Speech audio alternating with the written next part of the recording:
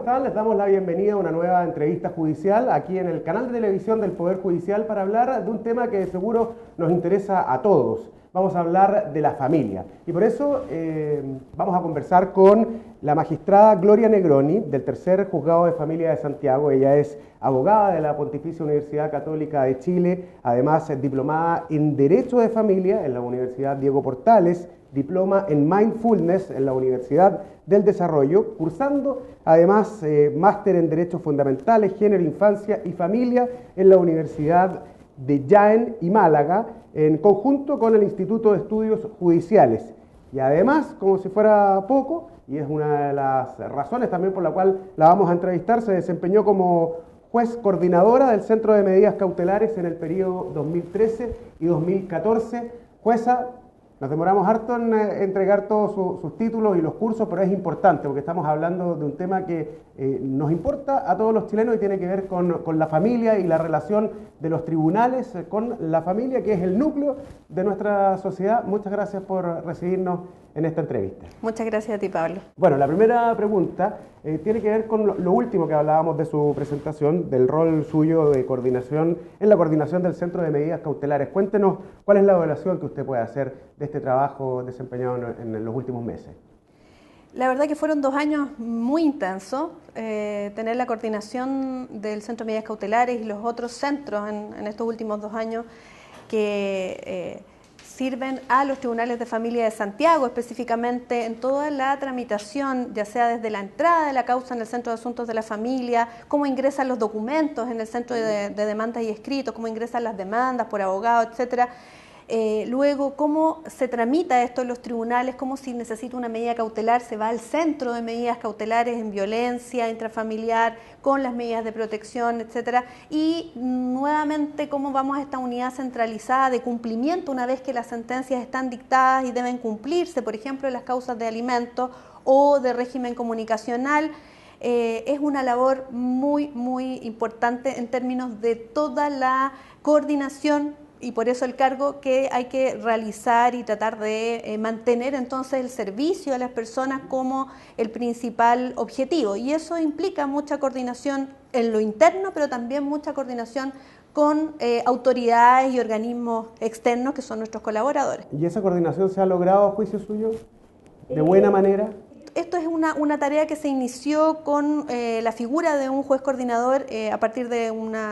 autoacordado, el acta 135 del 2010. La primera juez coordinadora es la magistrada Karen Oyuelos, que pertenece también a los tribunales de familia de Santiago, que fueron esos 2 primeros años, 2011-2012, luego vino mi periodo, 2013-2014, entonces ya llevamos 4 años de esta iniciativa del Poder Judicial en que efectivamente esta labor de coordinación básicamente tiene que ver con cómo muchas de las actuaciones que deben realizarse en los tribunales de familia deben de alguna manera estar guiadas y coordinadas para producir la necesaria sinergia, vamos a decir, que todos formemos un gran equipo de trabajo en los tribunales de familia de Santiago, en este edificio que alberga los 4 juzgados de familia de Santiago, para lograr, como digo, que desde la entrada, desde el inicio de la causa, cuando la persona llega a solicitar un requerimiento, tenga, por supuesto, un flujo de procedimiento que le permita tener claridad y certeza sobre cómo tiene que ingresar su causa, qué requisitos tiene que tener, qué documentos tiene que llevar y cómo va a ser el curso de este tránsito por los tribunales de familia de Santiago. Y en ese sentido, usted hablaba de la certeza, de que las personas tienen que estar informadas en el fondo y conocer qué es lo que está pasando con su causa, pero también el tiempo es una cuestión que les importa mucho a quienes recurren a los tribunales de familia. ¿Cuánto ha ayudado esto a descongestionarlo? La verdad es que nosotros estamos regidos también por otro instrumento del Poder Judicial, que es un acta de gestión, ¿no? De gestión interna, que es el acta 98-2009, la que nos permite tener procedimientos bastante acotados, bastante estandarizados o desde algún punto de vista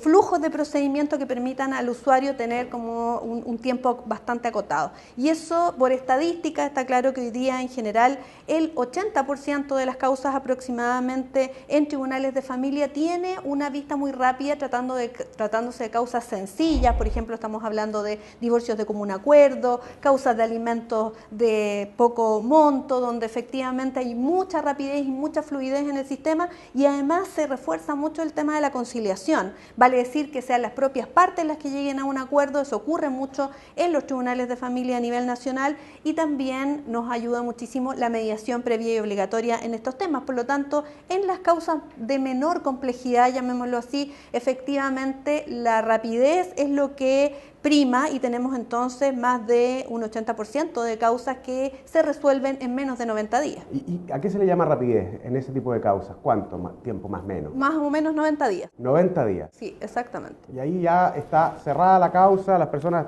está dictada su sentencia o se ha llegado a un acuerdo que cumple los mismos requisitos de una sentencia, es un equivalente jurisdiccional, o sea, o dicta la sentencia el magistrado o las partes llegan a un acuerdo y el juez aprueba este acuerdo. ¿Por qué hoy se dice que es más transparente este sistema?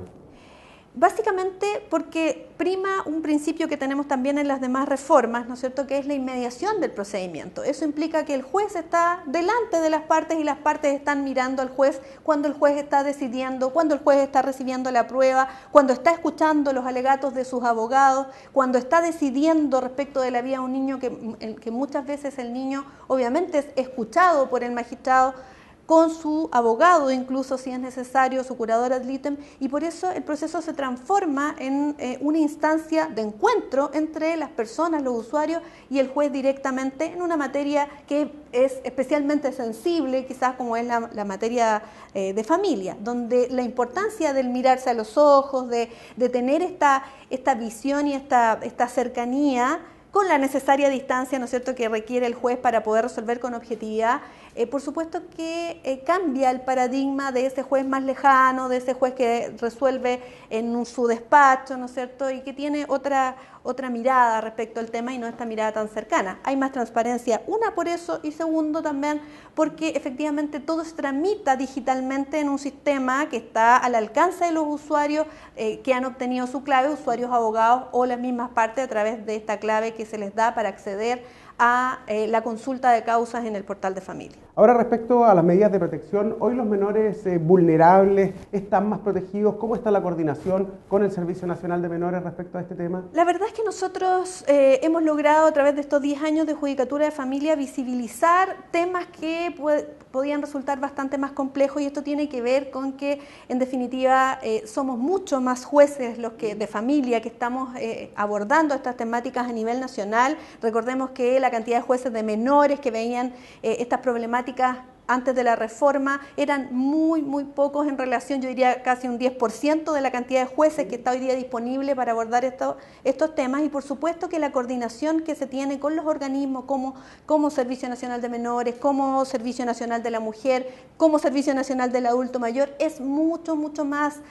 constatable, más concreta a través de reuniones periódicas, muchas de las cuales se realizan en el caso de los 4 tribunales de familia de Santiago, con la presencia del juez coordinador y de los 4 jueces presidentes de los tribunales de familia de Santiago, y lo propio ocurre en la jurisdicción de San Miguel, lo propio ocurre en las demás jurisdicciones y regiones del país. La cercanía y la colaboración que existe entre los organismos auxiliares y los tribunales de familia es muchísimo más concreta, evidente, fehaciente. Esta coordinación también se hace respecto de las policías, vale decir, reuniones periódicas con carabineros del lugar, reuniones periódicas con policía de investigaciones, lo que permite en definitiva no solo tener un mayor grado de eficiencia en la cantidad de antecedentes que se requieren para llevar a cabo un procedimiento judicial, sino que además permite esta cercanía con la propia ciudadanía a través de las instituciones. Y en temas de violencia intrafamiliar, ¿cuánto se ha avanzado también a juicio suyo? Yo diría que se ha avanzado muchísimo. Nosotros en el Centro de Medidas Cautelares, que como insisto reúne el trabajo de los 4 juzgados de familia de la región de Santiago, no de la región metropolitana sino de Santiago, efectivamente se dictaron entre el 2013 y el 2014 alrededor de 15.000 medidas cautelares en violencia intrafamiliar, lo que significa que hoy día el Centro de Medidas Cautelares en Santiago es el receptor de una tremenda demanda de soluciones de cautela. Vale decir, estamos haciendo un trabajo importante en términos de prevención. ¿Qué significa esto? Que las personas ya saben hoy día que pueden venir, pueden acceder al Tribunal de Familia a través del Centro de Medidas Cautelares en Santiago y así a nivel nacional, en todas partes, por esta coordinación que se ha hecho a través de la disposición del Acta 135/2010, en el sentido de que sus causas, sus medidas, sus necesidades de cautela en violencia intrafamiliar tienen una preferencia para nosotros los jueces de familia. Y por lo tanto las personas se sienten acogidas y con la facilidad de poder acceder al Tribunal de Familia, así como acceden a las policías, en especial a Carabineros, para hacer sus denuncias o requerimientos. Lo que implica, en definitiva, que la ciudadanía está, creo yo, bastante informada de este acceso mayoritario para obtener una medida de cautela. ¿Y qué cree usted que falta para que las personas se sientan realmente seguras de que no van a ser o no van a volver a ser agredidas, no solamente por el marido, sino que también hombres agredidos por sus mujeres, que también se han conocido muchos de esos casos, o abuelos por sus nietos, etcétera? ¿Qué cree usted que falta todavía? Bueno, yo creo que hay que hacer mucha mayor y mejor coordinación con las demás instituciones, con los demás ministerios, como le mencionaba, está el Servicio Nacional del Adulto Mayor, para el caso de los adultos mayores, que tenemos un alto índice de causas que se ingresan por abandono de los adultos mayores o por violencia directamente, maltrato a los adultos mayores, y estamos realizando un trabajo de coordinación importante con el Servicio Nacional del Adulto Mayor. En el Centro de Cautelares se han realizado 4 ya talleres, jornadas interdisciplinarias en conjunto con el Servicio Nacional del Adulto Mayor y con la Universidad, en este caso San Sebastián. Y la verdad es que esas coordinaciones tienen un buen fruto, pero aún más habría que insistir en mejorar políticas públicas que permitan que todas estas problemáticas sean abordadas previamente. Vale decir, habría que fortalecer todos los entes administrativos previos, o sea, que no fuera necesario llegar al tribunal para que el tribunal sirviera, como sirve hoy, de buzón de derivación desde algún punto de vista, donde nosotros decimos, bien, esto no se va a solucionar por la vía judicializada, sino que requiere, por ejemplo, de un tratamiento antialcohólico, o se requiere de un tratamiento para un problema de consumo problemático de drogas, o se requiere de una instancia terapéutica en el ámbito psicológico o psiquiátrico, o se requiere de una instancia terapéutica para reforzar roles parentales, o se requiere de una instancia terapéutica para control de impulsos y agresividad, tanto para la víctima, muchas veces que es una víctima cronificada, como para el agresor. Entonces, siento que efectivamente hace mucha falta insistir en cómo mejoramos políticas públicas para prevenir esta situación, mucho de lo cual se puede hacer también a través de la educación. Y también de la información. Me imagino que se está trabajando intensamente en informar a la ciudadanía qué es lo que tiene que hacer cuando siente que ha sido víctima de un conflicto familiar o está en medio de un conflicto familiar y no necesariamente llegar a tribunales. ¿Cómo se está trabajando en el tema de la información? ¿Se ha hecho? ¿Qué se ha hecho hasta ahora? ¿Y para dónde va el tema? Yo diría que todavía nos falta, obviamente, mejor información y mejor coordinación con las demás instituciones. Se ha trabajado intensamente con Carabineros, por ejemplo, durante el año 2010 se confeccionó de forma colaborativa un parte policial especial con la DIPROFAM, con la Dirección de Protección de la Familia de Carabineros, y con fiscalías, etcétera, para poder tener todos, vale decir, los fiscales, los carabineros, policías en general y los tribunales, un catálogo común de preguntas que nos dieran indicadores de riesgo en las causas de violencia intrafamiliar, por ejemplo. Y eso ha servido muchísimo y eso debe estarse reforzando constantemente. Sabemos que, por ejemplo, para la instancia policial esto es un desafío permanente, puesto que los carabineros son trasladados de unos lugares a otros, entonces esto requiere de capacitación permanente. Creo que hay que avanzar en eso, seguir con las instancias de información y mejorar también este parte policial, quizá ya después de 4 años, volver a mirarlo, volver a revisar los protocolos, volver a insistir en cuáles son esos factores de riesgo, quizá también mejorar la legislación en términos de efectivamente instaurar la idea de que la alarma, ¿no es cierto?, el botón rojo que hay que apretar, esa alarma debe ser común para todas las instituciones, para carabineros, para investigaciones, para los fiscales, para los defensores, para tribunales de familia, para las personas. Y que esas alarmas no solo estén en estas instituciones, sino que las personas vean que también están en la comunidad. Acercar a la comunidad, a las juntas de vecinos, acercarnos nosotros quizás más, que es nuestra tarea y es algo que nosotros pensamos y pretendemos hacer a través de la coordinación en la que está hoy día el nuevo juez coordinador, el magistrado Arturo Klenner, avanzar hacia llevar al tribunal más hacia la comunidad. más hacia que en definitiva la gente sepa que no solo estamos en los tribunales de familia, que además debiéramos ser la última ratio, el último lugar donde llegar a la gente, avanzar hacia que esto se viera fortalecido a través de la propia comunidad, como digo, de la junta de vecinos, del consultorio, del colegio, tener todas esas instancias previas donde la gente sienta que puede acudir antes de llegar al tribunal. Hablábamos recién también del aumento de hombres que denuncian violencia intrafamiliar de parte de la mujer. Pero también existe el mito ciudadano de que los tribunales de familia siempre favorecen a las mujeres en los conflictos familiares. ¿Qué es lo que dicen las cifras? Yo diría que se ha producido efectivamente un aumento importante de causas de denuncias, por ejemplo, en el caso de violencia intrafamiliar interpuestas por varones, y también creo que es un mito, tal como usted lo dice, hoy día, después de 10 años de judicatura de familia, es un mito que los jueces y las juezas de familia tengamos una propensión a favorecer a las mujeres. Lo que sí no puedo desmentir es que efectivamente todavía tenemos una violencia intrafamiliar estructural muy presente, con un porcentaje de estereotipos de género, con un porcentaje alto de violencia de género todavía en todas las estructuras de nuestra sociedad. Vale decir, todavía no estamos en una condición de igualdad en la sociedad chilena que nos permita dar por superado este tema y decir no hay un sesgo que tiene que ver precisamente con una protección especial dado o un trato diferenciado hacia las mujeres dada esta violencia estructural que todavía es presente en nuestra sociedad chilena, que no es lo mismo que decir que favorecemos a las mujeres en todos los procedimientos. Más bien, yo diría que la justicia de familia hoy día está centrada en los niños, en cómo favorecemos a los actores más vulnerables, que son en este caso los niños y los adultos mayores. Entonces, lo veo diferente. Entiendo en todo caso que los jueces están trabajando en una política de aunar y alinear ciertos criterios también, ¿no? Yo creo que ese es un anhelo que tenemos desde hace muchos años y que tenemos siempre, trabajar en aunar ciertos criterios, como dice usted, que no es que vamos a decidir todos lo mismo ante una misma situación, porque ninguna situación es igual, porque los actores son distintos. Y como somos todos seres humanos distintos, la solución que es buena para unas personas no necesariamente es buena para otras personas. En lo que quizás es muy importante que aunemos criterios es en el cómo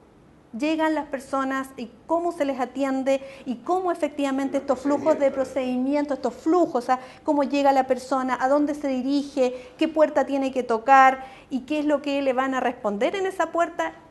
Esos flujos de procedimiento creo que sí hemos avanzado muchísimo en aunar ese tipo de criterios a nivel nacional, porque si usted ve estadística y ve qué es lo que ocurre en un tribunal de familia de Arica versus lo que ocurre en un tribunal de familia de Punta Arenas, usted se va a encontrar con una realidad bastante homogénea en términos de cómo se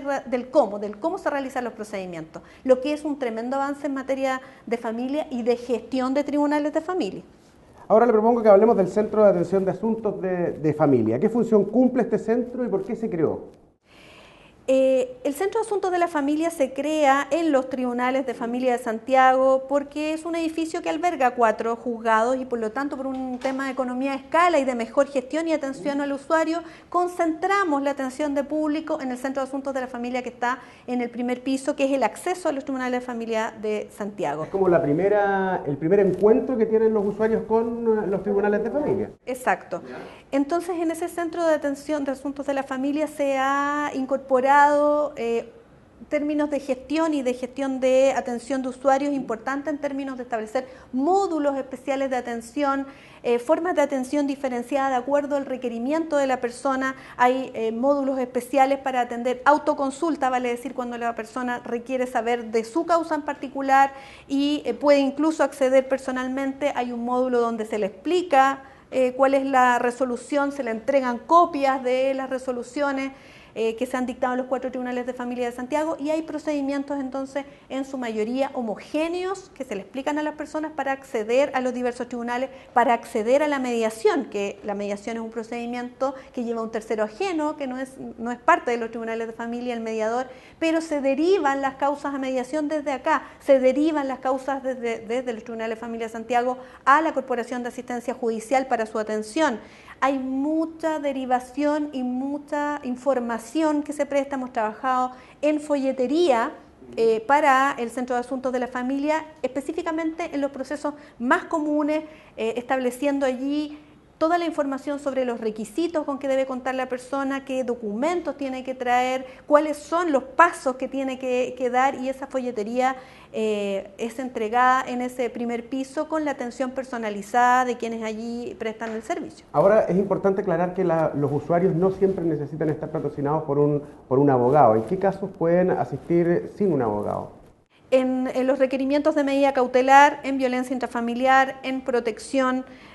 las personas pueden venir directamente al tribunal y solicitar que efectivamente se le otorguen esas medidas cautelares. Y es así como, tal como usted señala, se ha visto un aumento considerable si comparamos las cifras de los 2 años anteriores, 2011, 2012 versus 2013, 2014, la cantidad de público que nosotros atendemos hoy día en el Centro de Asuntos de la Familia es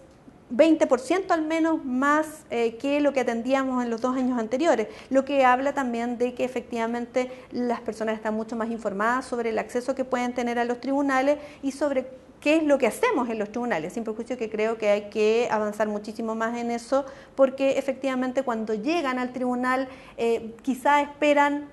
que se les resuelva un asunto que deben resolver en otros lugares, que era lo que conversábamos previamente respecto a fortalecer instancias comunitarias, por ejemplo. Ahora también es importante que hablemos del cumplimiento de la sentencia, la tramitación de este cumplimiento y la ejecución de la sentencia, un tema que importa mucho también y que antiguamente estaba pendiente, eso se decía. ¿Cuánto se ha avanzado en eso?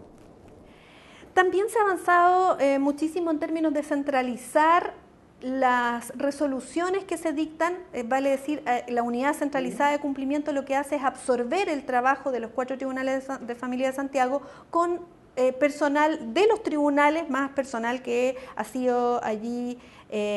incorporado por la Corporación Administrativa del Poder Judicial, lo mismo en la mayoría de los centros, y que tiene por labor homogeneizar también la tramitación y darle una mayor eficiencia y eficacia a las resoluciones. Hemos avanzado mucho en coordinación también con Policía de Investigaciones y con Carabineros, precisamente para hacer más eficiente y eficaz la orden de detención en los casos de no pago de pensiones alimenticias, por ejemplo. Se ha avanzado muchísimo y eso ha implicado una mejora para las personas en cuanto a la respuesta de las instituciones policiales para efectos de conseguir que la persona que ha sido demandada de alimentos y tiene una sentencia que lo condenó a pagar una cantidad X de pensión alimenticia, pague efectivamente, porque la orden de arresto que se emite por los tribunales de familia de Santiago tiene una